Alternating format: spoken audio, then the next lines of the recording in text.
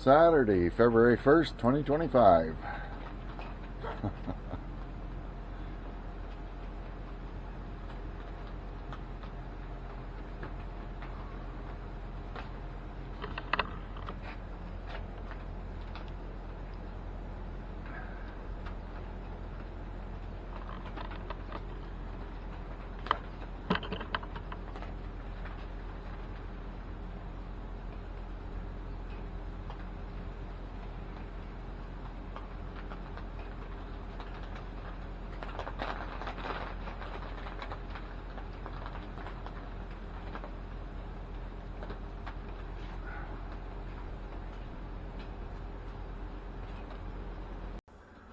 Good morning. Welcome back to G&H Honey Bees. It is February 6th, 2025. It is cold outside. We've got an Arctic outflow hanging over the top of us, and we have had for, about a week now, or if not actually longer than that. There's some snow on the ground. Last night it was -2 Celsius, which is about 28 Fahrenheit. And apparently this is going to continue on for quite a while. So I've been working on some inside projects because it's too bloody cold outside for me to go outside and work. And I can't do this in the garage, so I'm at my table here, my work table. And what I've got is my homemade oxalic acid vaporizer. And what it is, it's a copper tube, or copper fitting, pipe fitting, and on the bottom of it I've attached a brass block, and in that brass block I've got mounted a 12 volt diesel, whatchamacallit, a glow plug, diesel glow plug. And normally this wire here would be attached directly to this end of the glow plug, so current could flow through the glow plug. And I've got the negative wire for the battery coming out the side of the pipe fitting, so current would flow through that. Glow plug would heat up, and it would heat this up to temperature where it would vaporize oxalic acid. In a video that I did about this a while ago last fall, I had one of my subscribers suggest that I try putting in a clicks-on switch to help regulate the temperature. And at the time I didn't know what a clicks-on switch was until he explained it to me. I asked him about it, and he explained it to me, and I said, oh, those things. I've seen these before. I've seen them in dryers, clothes dryers and stuff, and all it is a little temperature operated switch. And I had to look around, and it took me a while to find the correct value for the temperature that I wanted to create. And this one is at 190 degrees Celsius, which is 374 degrees Fahrenheit, which should be the optimal temperature for vaporizing oxalic acid. And what I'm going to do with this is, as you can see, I've extended this wire with a clip on it, and that's just going to clip on there, and that's going to rest on the bottom of this brass block, like so, and it should open. Now this switch is normally closed until it reaches the 190 degrees Celsius, and then it should open. And because I don't want the wires to melt off the heat here, I've taken some of my muffler wrap and I punched holes through them so that I can put the switch through it. Let's go this way. Oh, those are the wrong ones. Those are for the front. So the switch will just pop through there, sticking out the bottom. And then I'm going to wrap that around. And then I've got another piece of wire that I've made up here. This will come out of this end will clip onto the switch. This will attach to the glow plug.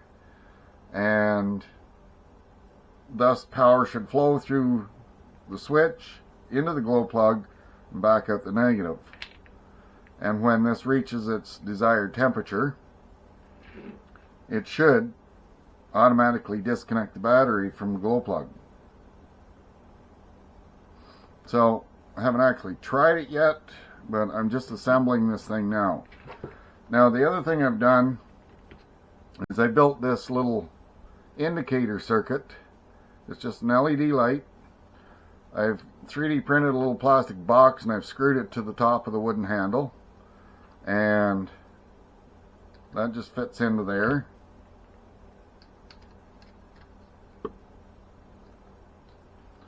And I've got a little cap to put on it.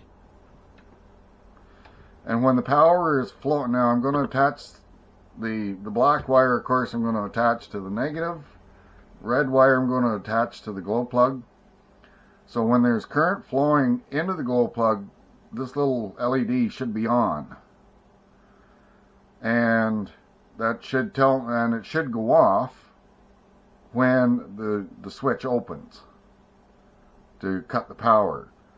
So I have to do some assembly here, and I'll show you what it looks like when I'm done. So I'll be back in a minute. Alright, so I'm just holding this together for a minute to show you. So I've got the power wire coming from the battery going through the switch, and then it's coming out of the switch, it's going to the glow plug.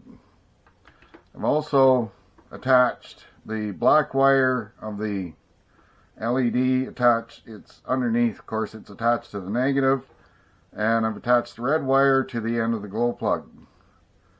So that should, in theory, give me the current that I need. I know these wires are a little long, but I'll zip tie them down. Now, glow plugs usually have a mounting bracket on them. I took that off of there, and what I'm going to do is I'm going to take this extra piece of muffler wrap, and I'm just going to put that over top of it. That should, and get that nice and tight on there, that should hold that in place. I know I got a bit of wire sticking out there because I made these wires a little longer than what was necessary. So let me finish assembling this, and then we'll show you what it looks like. Alright then, I've got this buttoned up as best I can. So I've got the indicator light on the top here. I've just put a plastic zip tie on there to hold it in place, and to hold the wire in place, and I've got a pipe clamp to hold all this muffler wrap in place, and I've got it sealed up in front. I put a steel zip tie in there to help bundle that up around the tube, and of course I've got the wires all connected up. So I've got my little 12-volt battery here, and let's turn that on. That's 73.2. So let's, now you see the indicator light came on.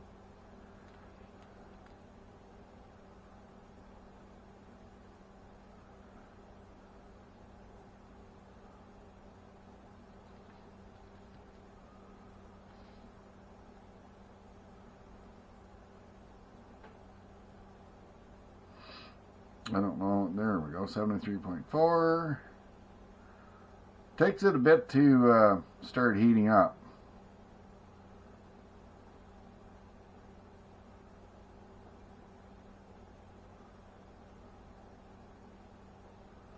Now I'm not going to bring this up to full temperature because I'm in the house and I think there's still some oxalic acid in the barrel. So that shows you that it is heating up.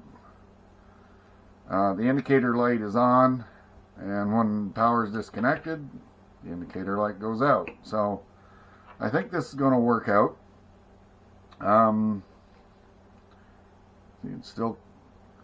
There's still residual heat from that glow plug.